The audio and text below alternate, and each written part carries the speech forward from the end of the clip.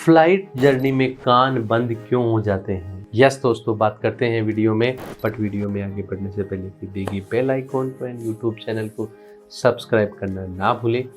दोस्तों, बहुत बार आप जब फ्लाइट जर्नी करते हैं तो आपने देखा होगा जैसे टेक ऑफ होता है और टेक ऑफ के टाइम पे और पार्टिकुलरली आपके कान में एक अजीब सा सेंसेशन होता है, कान पूरा बंद हो जाते हैं। या जब आप लैंडिंग करते हैं उस टाइम पे भी ऐसा होता है, ऐसा क्यों होता है और हमें क्या करना चाहिए? दोस्तों, यूजुअली क्या होता है कि जब हमारा जो कान जो बाहर यहाँ ओपन होता है तो नाक का जो पीछे का हिस्सा होता है वहाँ पे भी दोस्तों गले में हमारा कान खुलता है, जिसको हम नेजोफेरिंक्स बोलते हैं। नेजोफेरिंक्स के अंदर हमारे कान की ओपनिंग होती है।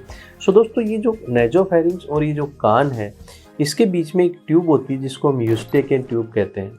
सो इस यूस्टेकियन ट्यूब से एक प्रकृति ने एक नियम बनाया है कि जब हम नाक से सांस लेते हैं तो अराउंड 10% एयर उसमें आती है जाती है और ईयर का एक वेंटिलेशन होता है। एंड बहुत बार अपन जो है यार्निंग करते हैं या स्वॉलोइंग करते हैं तो वो जो है वो ट्यूब से उसमें एयर आना जाना चलता रहता है। दोस्तों, जब हम लैंडिंग या टेक ऑफ करते हैं तो वो ट्यूब का जो नेजोफेरिंक्स के अंदर कान का जो एंड है वो क्लॉग हो जाता है, वो बंद हो जाता है।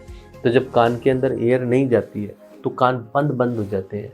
बहुत बार आपने देखा होगा कि बच्चे रोने लग जाते हैं, या लंबी जर्नी के अंदर कभी ऐसा होता है तो जब आप फ्लाइट जर्नी के बाद के अंदर जब आप 1 या 2 दिन बाद जो है वो पेन भी हो जाता है, जिसको हम बैरोट्रॉमा कहते हैं, बैरोट्रॉमा बोलते हैं।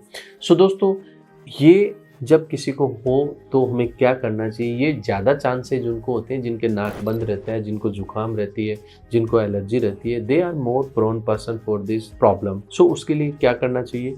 एक तो दोस्तों, आपको कुछ चीज़ जो है आपके जो है वो कुछ भी आपको च्यूइंग करना चाहिए।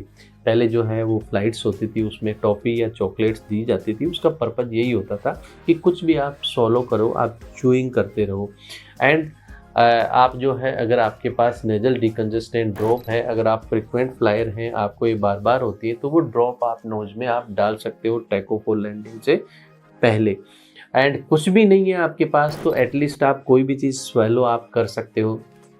सो बेसिकली क्या है, वो प्रॉब्लम आपको इतनी नहीं होगी। अगर जो बच्चे हैं, जो छोटे बच्चे हैं, बहुत बार उनको हम जर्नी कराते हैं तो पार्टिकुलरली उनको जो है वो आप नेज़ल ड्रॉप जो है वो आप डाल सकते हो। कोई भी चॉकलेट या टॉफ़ी उनको खाने के लिए दे सकते हो।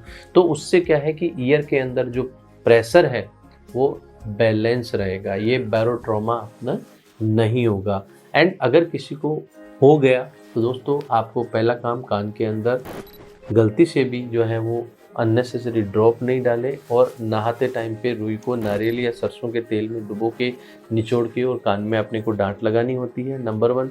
दूसरा, चिल्ड चीज़ें, फ्रिज का पानी, कोल्ड ड्रिंक और चिल्ड जो बेवरेज वो आप नहीं लें। एंड आप नेजल डिकंजेस्टेंट ड्रॉप जो है वो आप नोज में डालें, उसका मोर रोल है रेदर देन ईयर ड्रॉप।